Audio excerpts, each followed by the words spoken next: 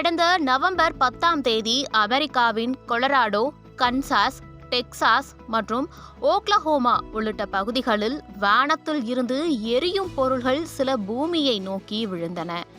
அதை அனைவரும் விண்கல் என்று நினைத்தனர். சில ஊடகங்கள் கூட அதை விண்கல் என்று கூறி வந்த நிலையில் அது விண்கல் இல்லை, ஸ்பேஸ் எக்ஸின் ஸ்டார்லிங்க் செயற்கைக்கோள் என்று தற்போது தெரிய வந்துள்ளது. என்னது, ஸ்பேஸ் எக்ஸின் ஸ்டார்லிங்க் செயற்கைக்கோளா? ஸ்பேஸ் எக்ஸ் விண்வெளி துறையில் சாதித்து வருகிறது. அப்படி இருக்கையில் அதன் செயற்கைக்கோள் எப்படி பூமியில் எரிந்து விடும் என்ற எண்ணம் தோன்றலாம்.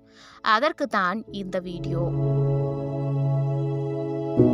அமெரிக்காவில் எரிந்து விழுந்த இந்த செயற்கைக்கோளை ஸ்பேஸ் எக்ஸ் 2022 விண்ணில் ஏவியுள்ளது.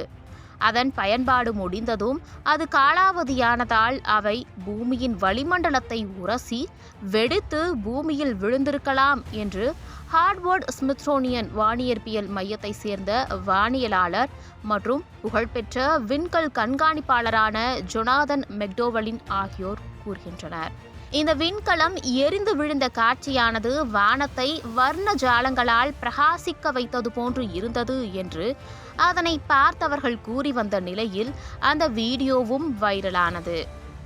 இப்படி காலாவதியான எண்ணற்ற செயற்கைக்கோள்கள் குப்பைகளாக புவியின் சுற்றுவட்ட பாதையை சுற்றி வருகிறது. இத்தகைய குப்பைகளை அப்புறப்படுத்தும் முயற்சிகளை விஞ்ஞானிகள் மேற்கொண்டு வருகின்றனர்.